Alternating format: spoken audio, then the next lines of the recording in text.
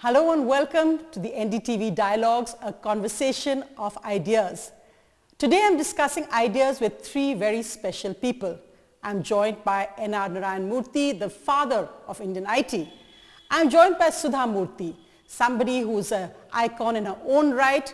She's a writer, best-selling writer, philanthropist, and the author who's told us an uncommon love story, Chitra Banerjee Divakaruni. Thank you all very much for joining me. Sudha Murty, it really is an uncommon love story, but it's also a story of equal partners. You always were unconventional, whether it was fighting with Telco, getting JRD Tata to change the company policy to allow a woman engineer yourself, and also in deciding to marry Mr. Murthy. What brought about this unconventional streak in you? As long as is legally, ethically it is right, I would like to do.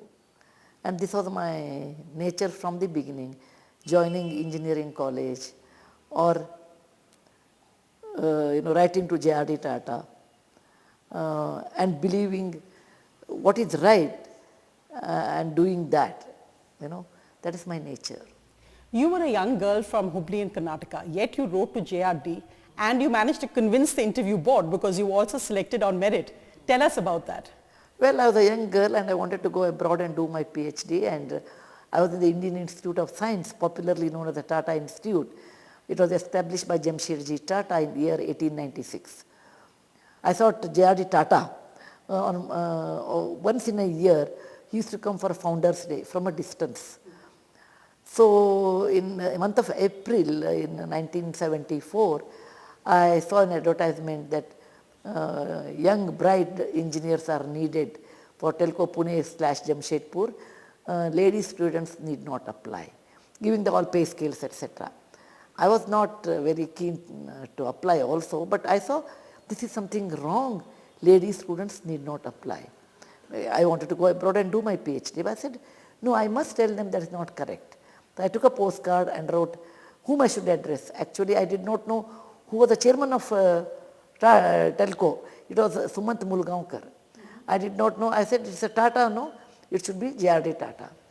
A girl from Hubli with not much knowledge of the industry wrote a Mr. JRD Tata. I always felt Tatas are ahead of time. Maybe when you established iron and steel, maybe a more vehicle, maybe a salt, and an Institute of Science for advanced learning, and I'm a student of this institute. Half the population will be paralyzed if women do not work. And this idea is something wrong, and how can it come from house of Tatas? I never expected a job, I never expected a reply, but I wanted to tell that's not right according to me. I wrote on a postcard and I forgot about it. I did not know the correct address. I just wrote Mr. J.R.D. Tata, Telco, Bombay, that's all. The whole address was wrong. It was Mr. S. Sumant Mulgaonkar, Fort Bombay 1, the right address. But he was a J.R.D. Tata. The letter reached him and he called his people. He said, why did you advertise? The lady students need not apply. They said, sir, it's a shop job, work, it's on the floor job, shop floor job. It's also in Jamshedpur and Pune. There may be shifts. And up to this day, no lady has worked on the shift. They are in the design, they may be in the administration, but never an engineering on the shop floor. He said, there is a girl who is asking why a lady should not be employed. Call her for an interview, test her on merit and tell your difficulties. Just you cannot write lady in students need not apply. So that's the first glass ceiling you broke. But tell me, Mr. Murthy, when you first met Sudhaji, did you realize the unconventional, special person you were meeting? At that point, I presume you had no thoughts of marriage or love. You were focused on doing something different. You were focused at that time on patriotism, your vision of what India should be. How did Sudha Murty ji, how did it come about? Well, she was full of joy. She was very talkative. She would burst into laughter at her own jokes. She had a very good sense of self-deprecating humor, and she was widely read. And she was working in a man's land, which is telco factory. So all these things in some way added to the mystery, added to the allure. So therefore, I said I should get to know this person. And one of my friends, who was a Tata Administrative Services trainee, he and Sudha would be traveling on the same bus to telco every day during his training at telco, and he invited her to the room where I was staying as in an apartment in on Model Colony in Pune, and that's how I met her. And talking to her showed me that she was very deep in her thinking, in her knowledge, in her analysis, in her widespread readership of important books, philosophy, economics, physics, electrical engineering, mathematics most of all. She was definitely better than me in mathematics. So those were some of the reasons why I was attracted to her. Well, Chitra, if you can come in here, because of course, I mean, as an author, you have written so many books, but really historical fiction, you brought alive the stories of some of our most wonderful women characters in a sense. What was it like for you writing about two people, very much real life characters, larger than life, so different and also so unconventional? It was a wonderful experience. I really learned a lot about writing a different kind of book through this, but it was also very challenging because I had only a limited amount of space where I could use my imagination because, I wanted to stay close to their lives. I wanted to really bring their stories alive. So I had to use the facts that Murthy ji and Sudha ji gave me, and they gave me some wonderful facts. And then I had to use my imagination to really feel what they must have felt at those times. And that's what I tried to bring out in the books. Their thoughts, their feelings, their kind of innermost secrets that maybe they didn't tell anybody. It is actually, Chitra, because it's such a deeply personal book, and it talks also, because it's not all fairy tale endings or a love story as you see in the films. It's a very real love story with the same kind of difficulties, the highs and lows, the sacrifices. And you had a third partner, or almost like a love triangle, because infosys was so much a part of your love story. How did you deal with that, Sudhaji? For me, infosys is a baby. It's like I always say, I'm a mother of 3 children. Akshata, Infosys, Rohan Murthy. So even today, after retirement, and I go to Infosys, I'll never take a visitor's pass. I always say I'm a mother. For a mother, taking a pass is an insult. Okay. I knew it was Murthy's dream, and Murthy wanted to do that. So, we came from a middle class family, and it is the license Raj in those days. Building a company was not easy. We did not have money, we didn't have connection, and we were not in the right place, okay? Probably we are in the right frame of mind, I suppose. So when Murthy wants to do Infosys, he is working for Infosys, I felt I should support completely, unconditionally, and the company may take place, may come out with success, may not, but I had always faith on Murthy that he gives his 100% best, and I should give my 100% support. And in fact, when you first met Mr. Murthy, when you talked about that you were a young girl at that time who loved movies, your dream was Rajesh Khanna, and then you met Mr. Murthy, who has many wonderful qualities, but perhaps not Rajesh Khanna-like. Did reality turn out better than dreams? Well, when you are young, you can dream many things. But when I met Murthy, I realized one thing. Number one, he is extremely sincere whatever he does. He is very honest, and he reads a lot. It was my condition in marriage that I want to marry someone who reads a lot, because that's a very common value between me and Murthy, is reading habit. And he is a very intelligent person, though he underplays saying that Sudha is very good, but he is definitely better than me in mathematics and physics, that I know. But he doesn't show, okay. So here is a man who speaks my language, because I am very fond of Kannada, my mother tongue, and who reads a lot and who leads a simple life. He always, he never felt like the man who came from abroad, he checking from Paris to Peshawar. He looked as simple as a college student, and he always looked young. So I said, here is a person probably who fits in my imagination of with whom I can spend my life. And Mr. Murthy, you proposed an auto rickshaw. Now, why did you decide to choose that non-romantic mode of transport to propose? Well, our world was small. We were middle class people. Our resources were limited. For us, even a ride in auto rickshaw was some kind of a luxury. And number two, it also provided us a little bit of privacy, because we too would speak in Kannada, and generally the driver wouldn't be able to understand Kannada. He spoke Marathi or Hindi or something, and therefore we considered it a suitable place to exchange our inner thoughts, our confidential feelings, all of that. So that was so natural for me.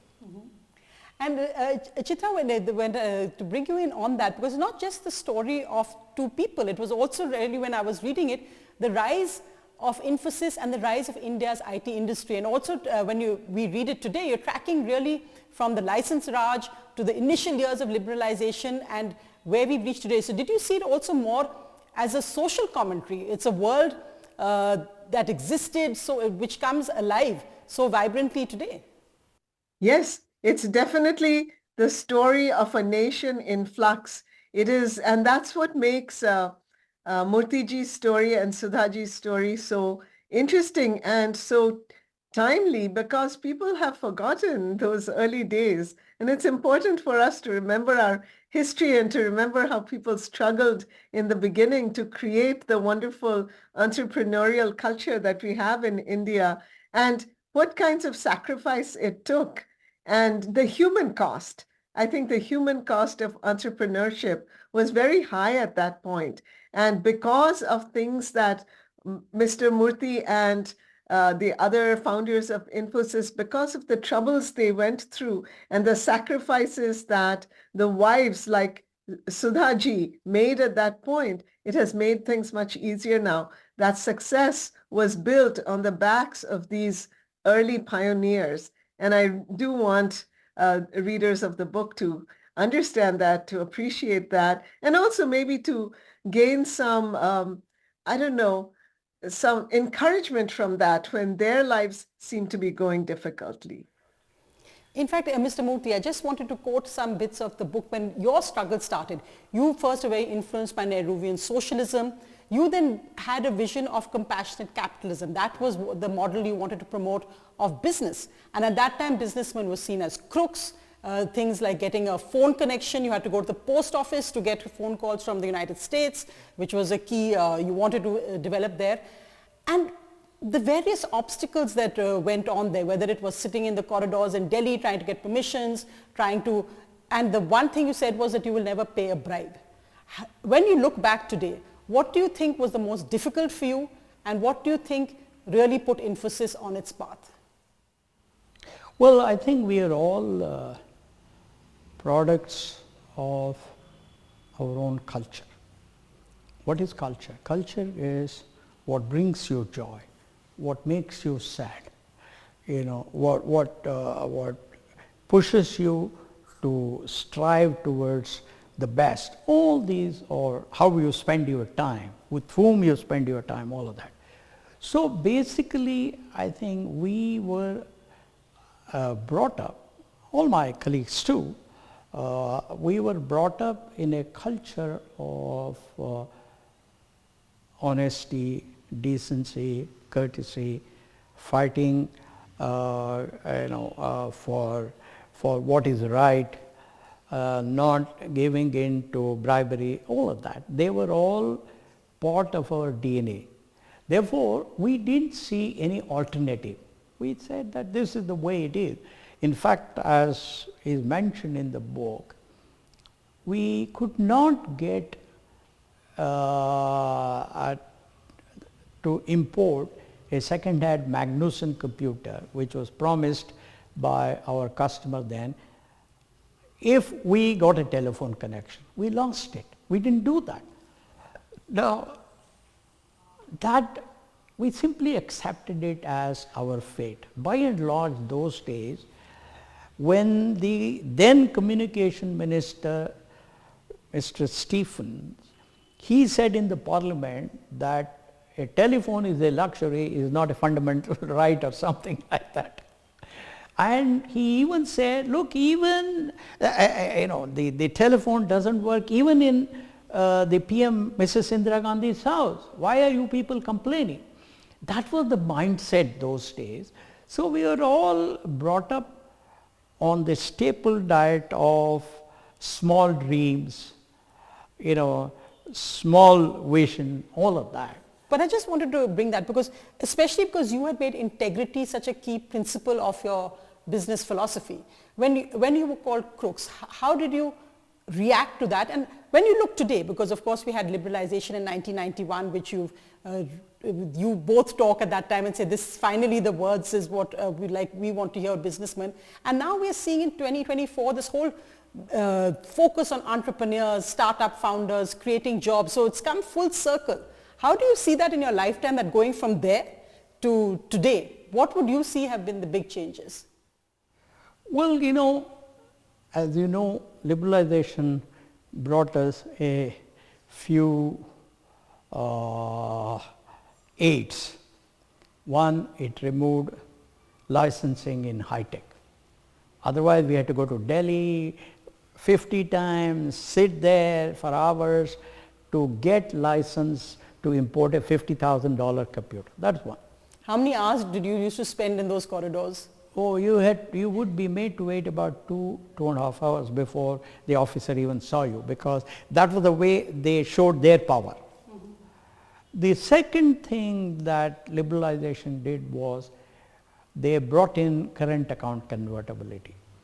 Till then, till 1991, if I wanted to travel abroad, I had to go to Reserve Bank, make an application to Reserve Bank of India, go there 3-4 times, and maybe after 12 to 15 days, I would receive permission to travel 2 or 3 days abroad. But the government realized, Dr. Manmohan Singh, Sri Montek Singh Ahluwalia, and Sri Chidambaram, these are the 3 architects of the liberalization under the guidance of Sri Narasimha Rao. Without Narasimha Rao, I don't think it would have happened. We must all recognize it. Okay.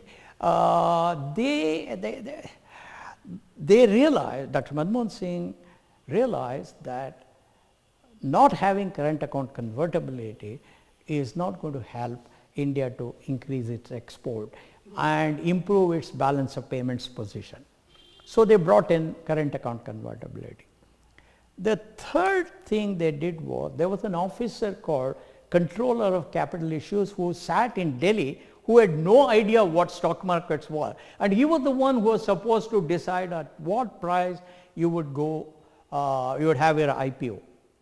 Dr. Manmohan Singh decided that this is silly, therefore he abolished that office, and he said individual entrepreneurs can appoint their own investment bankers and decide on the price at which you have your IPO. And then the most important thing they did was, see, George Fernandez, the then industry minister during Morarji Desai's 77 government, had decreed that all multinationals will be allowed to only 40%. A few multinationals like Levers, Bosch, they all complied with, but many of them left India. The 2 notable ones amongst them was IBM and Coca-Cola. Mm-hmm. Now coming to my context, IBM, Microsoft, all those major players in technology were not ready to come to India unless they owned 100%. So what Dr. Manmohan Singh did was to say that in the technology field, multinationals can own 100%. That was the best thing that happened to India, because that enhanced the competition for us, not for customers, because our customers were all abroad, but for employees, for talent. Right. Therefore, we learned a lot of good things from these multinationals on how to attract good talent, how to provide a high level of comfort for this talent, how to make them like our companies. So I think these were the major and how to beat them, because I mean, in a sense that's what Indian companies like Infosys also did in terms of where to work. So when you look at where we are today, it's interesting. So from 1991 to 2024, it's completely, we've come full circle. What do you think, with India set to become the third largest economy probably in a few years from now, what do you think have been the big changes, and does it gladden you that you see this in your lifetime from those days to today? Well, starting from 1991, when Sri Narasimha Rao ushered in liberalization, successive governments, but notably, I think, Sri Modiji's government has started an important initiative called Startup India. Yes. That Startup India has encouraged a lot of entrepreneurs. I mean, I see in my own territory here, in my own suburb here of Jayanagar, there are so many new restaurants, there are so many vegetable vendors, fruit vendors, the fitness centers, clothing centers. They're all small ones, but entrepreneurs are very excited. They are adding value to the economy. They are creating jobs. So I think we have progressed quite a lot. Today there is considerable encouragement for entrepreneurs thanks to Startup India. And the second thing that Sri Modi ji has done is the new education policy, which is a very important initiative thanks to Dr. Kasturirangan and people like Sri Manjul Bhargav. Now there is a focus on how to improve the quality of primary, secondary and college education in the country, how to help our children learn to solve our problems, to innovate more and more and make our society more prosperous. So I think we have started reaping some of those benefits, but I think we still have some ways to go. Yeah. I wanted to bring you in, Sudha ji, on this point, because really when you talk also about your struggles as a working woman, a wife, a mother, there was that time when in fact you asked your husband, or I mean I don't even think the word asked, but you said that why don't I become a part of Infosys? You were the first angel investor. You gave your 10,000 rupees to help them start off. You were the angel investor and you were told no. Now, as an educated woman, as somebody who had sacrificed so much, what was your reaction to this, and how did you actually, I mean, you know in today's world there's always about who's equal, who's more equal, husband and wife will fight, but how did you accept it and go ahead? It was not easy, it was difficult, convincing the mind, and by that time I had Akshata, our daughter, and Murthy believed that it should not be a husband and wife's company, it is not professional. But he did give me an option, you join and he will not join, or he will join, I will not join. Now what is the solution in that? One is, you go on arguing that, but that is the decision. And then I said, what is the best solution in this situation? Maybe I will not join now. I will make my alternate career, because I always believed a woman has a lot of capability, and she has to unleash her potential. I always believed that. I said, so what? If it is not this, something else I will do.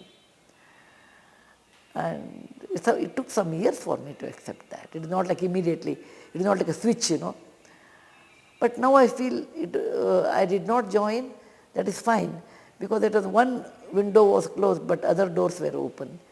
I could touch the life of so many people with a compassionate heart.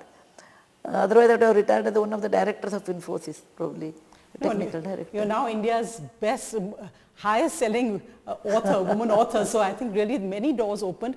But often there's this definition of modernity or progress is the clothes you wear, or how you talk, or how well you can speak English. But really when you read the book, you were modern in a sense, a true sense, and progressive, perhaps that's a better word, way before your time, in the choice of husband, in the decision to how you would live your life, where you would work, and many other ways, even in a sense having to leave your child, Akshita, when she was just 2 years old, to work and to support your husband in a sense, and Infosys.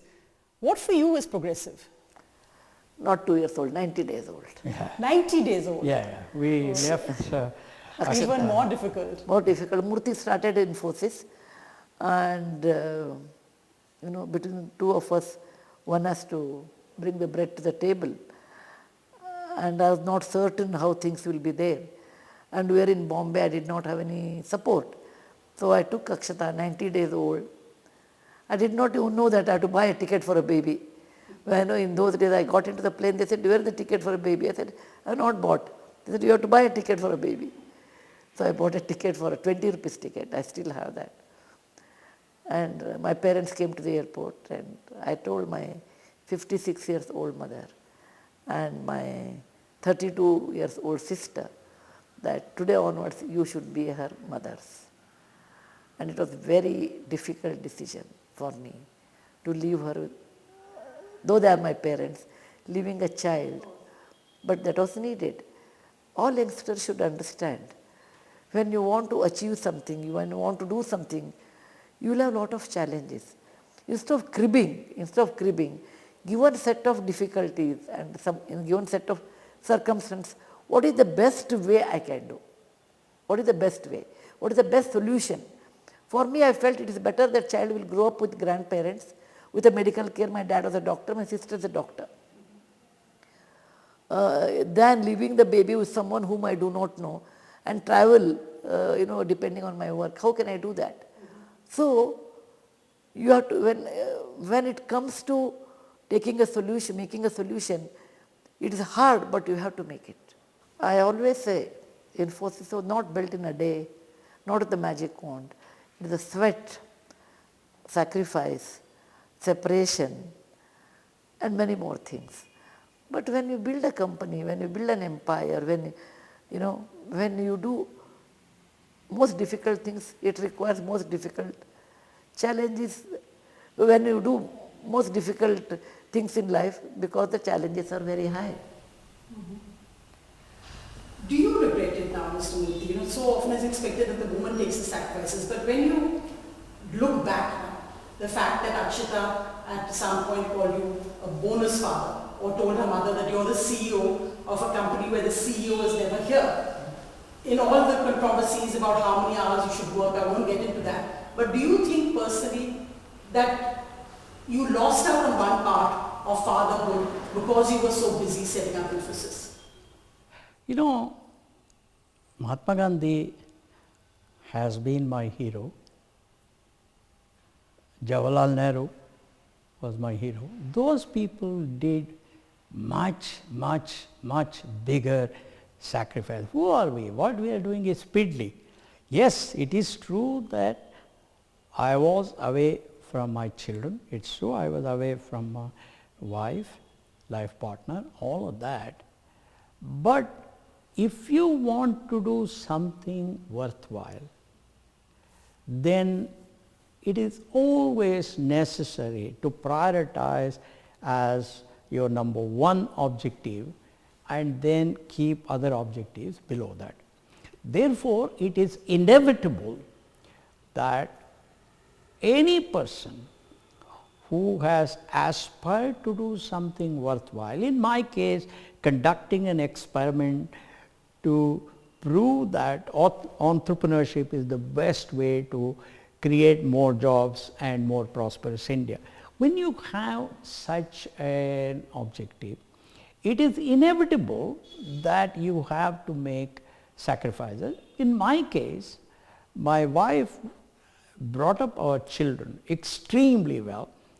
Both of them succeeded very well in whatever they were doing. One did a PhD from Harvard, another went to Stanford. They have been leading very value-based life. So therefore, while it is true that I missed out quite a lot, it's true that my children missed out quite a lot. My wife took care of that. Second, even during my busy days, even during that, during the small time that I was in India, I made sure that I spent some quality time with my children. Doing things that they enjoyed most, doing things that brought joy to them.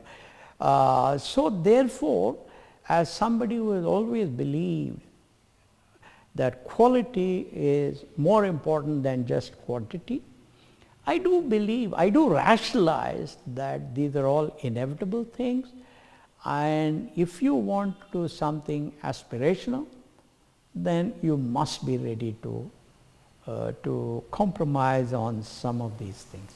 Do the children agree with that perspective? They're grown up, they've done very well for themselves, but do they agree with this perspective? It is left to them. It's a modern era and it is their way of looking at it. But I don't get into, when children grow up, treat them like friends. Yes. Okay? They have their own life, their own way of working, so you have to ask them. When you read the book, really I think what comes through, what you talk about is simple living and high thinking. But you've actually, and it seems odd that you've often been attacked for this. Even when you say things like I'm vegetarian, so I carry my own spoon, people say that you're being casteist, so this is a superiority. How do you deal with people who criticize on any reason? Let them talk. I don't have control on them. Let them talk. Do you ever look at social media? I don't see. Let them write what they want to write, because there is no control on everyone. And second thing, it is what they think. What I think about myself is more important than what others think of me. So I don't worry. Mr. Murthy, you're often much more outspoken on what you think. So even when it was, I remember about a decade ago when you talked about CEO salaries, even now when we're looking at what's currently happening with startups, and there are many cautionary tales as well. Everything can't be a success. But we see what happens with something like Byju's. We see startups opening and shutting down, and the worry about where the Indian startup industry is doing very, very well, but also the lessons that need to be learned. What would be your advice as somebody who really was the father of this?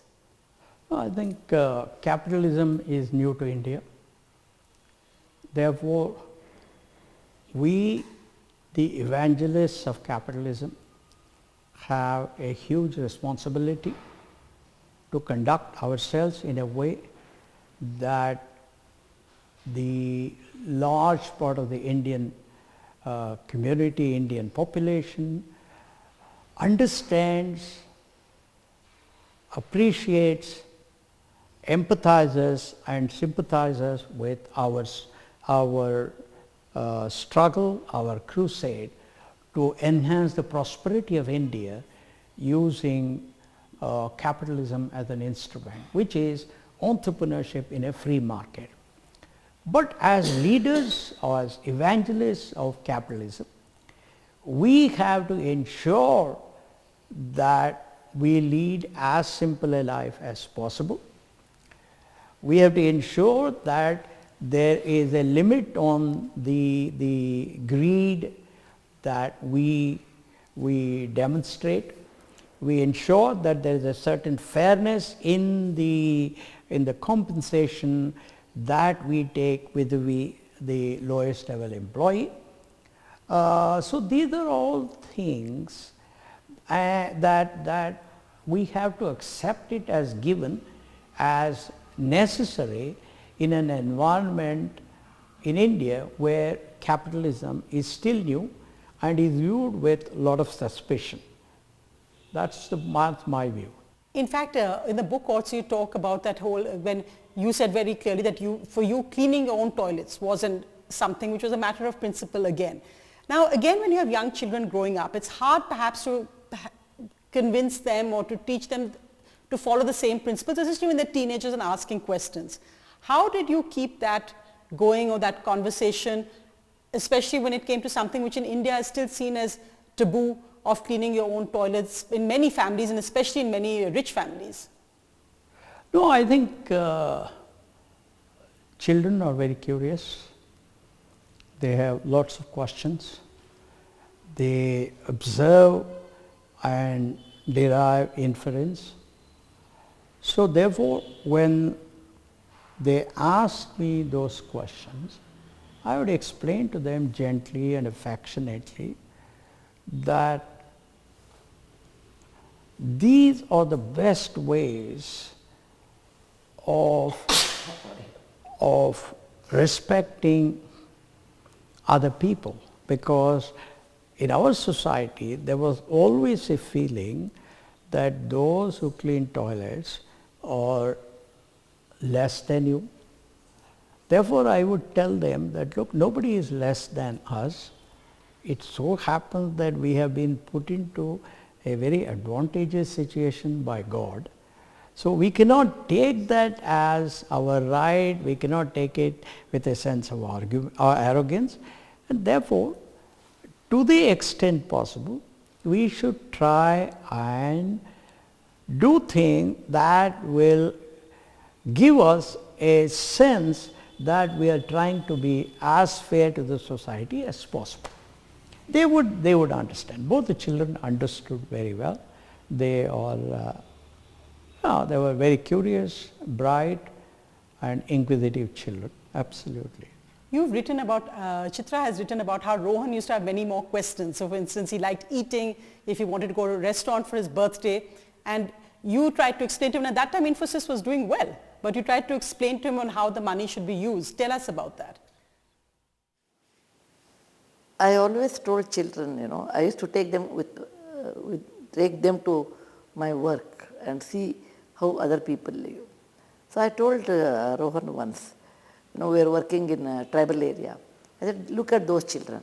They are as bright, maybe brighter than you, okay? But you are born this side of the line, so I have all the advantage. So you have a duty towards them. Now, celebrating a birthday in a big way, you may say, you spend that of money. And it's one day affair. If you save the same money and give it to these people who would like to study, it can change their lives. For you, it may be a small amount. For them, it's a life-changing money, right? We can pay their fees. So I told, this is my opinion, is birthdays come and go. We are not Mahatma Gandhi, we are not Sri Ramachandra, we are not Sri Krishna, where their birthdays are celebrated whole country, and we are ordinary people. So birthday, every year it comes. It is not like, oh, it won't come next year, it comes. You're a deeply spiritual and devout person. How do you define, when you see, even in the book that talks about how your faith has come to your help in many, many difficult situations? So it is my personal thing, but faith has helped me. For example, whenever I am down, whenever I have difficulties, then, I was brought up in a village where we did not have electricity, and that time the only way is reading classics like, reading our Ramayana and Mahabharata, because my grandfather was a Sanskrit scholar. So he always taught those things, or mythology. So whenever I have difficulties, I always think, whom we call God, they also underwent a lot of difficulties. Krishna, when he was born, he was taken away from his mother. And he was also called Ranchodji because he did not fight with Jarasandha in Madura. So when Rama was born in a royal family, but 14 years he went to exile. So it taught me that when you are a human being, difficulties do come in your life. And you have to accept it, and you should not run away from that. You have to face it and find a solution. So my mythology has helped me to face the difficult situations which are not favorable to you. I remember when your daughter Akshita got married, again simplicity, you had this very simple wedding in Bengaluru. Today your son-in-law is the Prime Minister of Great Britain. Did you ever imagine that? And you especially have always been so against VIP culture. Even when Akshita came to Delhi, she would not sit in the front row at your Padma Bhushan ceremony. Do you think your children have taken those values, are completely anti-VIP culture? How do they react when things are said about them, about Akshita, about Rishi or about you, how does Akshita react, or what is the response? What do you tell them to avoid? I always tell them, people talk because of your position. And if you are honest, if you are helping your country, your job, what you are doing, people always talk. People have, you know that very famous song, Kuch to log kahenge, logon ka kaam hai कहना. So ignore that. And as long as the law, what work you do is ethically, legally right, do that, and you don't have to have anybody as a witness. God is a witness. And do your work. Let them talk. It may affect you for some time, but in the long range, you should learn to let them talk. I will do my work. Mm-hmm. Did you think that young groom would one day be Prime Minister, and what is your advice to Akshita? You know, as foreigners, we have desisted from commenting on the affairs of another country. Therefore, we just do not comment on those issues. We are, of course, we have very close, harmonious and affectionate personal relations, but that's where it stops. And lovely granddaughters. Yeah, lovely. Of course. Two of them. Yes, and we have a grandson, Ekagraha. Oh. Rohan and Aparna's child, Ekagraha. So is just 2 months and 7 or 8 days old, 7 days old, oh, 2 months and 7. Warmest congratulations, because you said that even when you go to Great Britain, no special treatment at immigration or anything, you wait in the same lines as everyone else. Yeah, I'm not neither Indian, what is there in that. Chitra, did you find that, because I think there's so much curiosity about the Murthys also, and whether the public persona, how authentic it is, that you've actually, when you've written, this is not something new, this is not a cultivated persona for cameras or for social media, it's something that they believe in from their childhoods, really. I felt that they were very open to me, and that what you see is what you get. That the Murthys have never been interested in creating a public persona that people will look up to and maybe, kind of bow down to. They just say what's on their minds, and they really don't care that much. They feel that they need to stay true to their values. They realize that they're not perfect people. They stay with their values. They stay with their opinions. It may not be something that others agree with. It may not be something that others will admire, but they stay true to themselves. And I found that very interesting, and also in a very human way, courageous and inspiring. As I was talking to them and I was taking notes and I would ask them things, they just told me what was on their minds. They didn't think, well, how is this going to look when the book comes out? And I really appreciated that level of frankness, honesty, and trust. And in fact, the question often asked now is, what next? This is a book, of course, on the early life, but what next for Mr. Narayana Murthy? What next for a man who really was the pioneer of the Indian IT industry? I think Infosys went from an initial capital of $250 to a market cap now of billions of dollars. You believed in patriotism. You believed in doing more. Would you ever look at a career in politics, the whole theory that always that, do you want to be the president of India? Would you look at public service as politics? No, I think I'm too old for any of that. I'm now 78. Therefore, this is the time for me to enjoy the progress of our grandchildren, the progress of our children, the progress of our younger colleagues. This is the time for me to read more about physics, mathematics, philosophy, economics and other things. This is the time to enjoy music. This is the time when, to the extent possible, I should be seen but not heard. Ideally, but that's very difficult. So Sudhaji, I'm going to ask you the same question because we have a Padma Vibhushan and a Padma Bhushan, and it was wonderful to see you also at Rashtrapati Bhavan with President Murmu, who again is so inspirational. What about you? Do you think you would ever enter into public service? Maybe look at politics. I'm in public service. I help people. Of course. Okay, I've handled 14 national disasters and 1 pandemic. So I do public service, but I don't require a position for that. I'm happy like this. So I want this story time is another way of servicing, giving the good moral As values. an agent of change. Next generation, because children don't stay with grandparents now because of the urbanization, smaller house. Grandparents are also do not want to stay. So in the process, there is nobody at home who can tell them the stories. So this is another way of service I am doing, converting them, my daughter-in-law converting them into a digital media, and children can see and enjoy.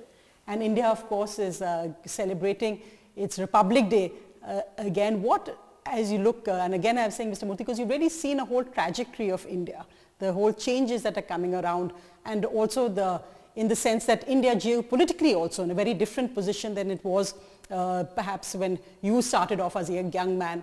When you look today, what would you say are the biggest opportunities you see for this great nation and the biggest challenges? What would be your advice or your thoughts as we end this interview? Well, I think there are many countries that have shown the path towards betterment. China is a great example. They are already at somewhere around 6 times or 5.5 times the GDP of India, 19.6 trillion or so.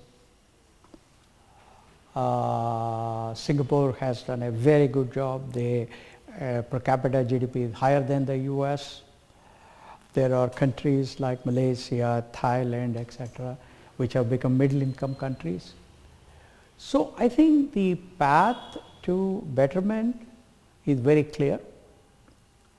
I think as long as we use our intellect, as long as we use our value system, as long as we use our desire for betterment of India in a very positive way and bring the betterment of people who were born with fewer opportunities than we were,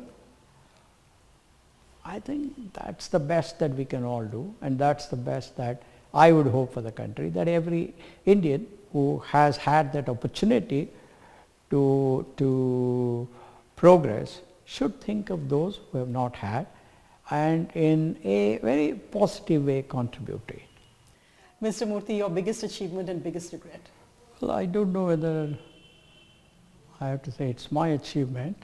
The achievement of my younger colleagues and I, as well as the early adopters, is that as a team we created the first and the largest experiment in democratization of wealth. We distributed 19% of the wealth of Infosys. Today it's probably about $18-19 billion. I myself made sure that I was quite generous with my younger co-founders, and we ran the company with good governance, definitely between 1981 when I founded it and 2014 when I stepped out of it.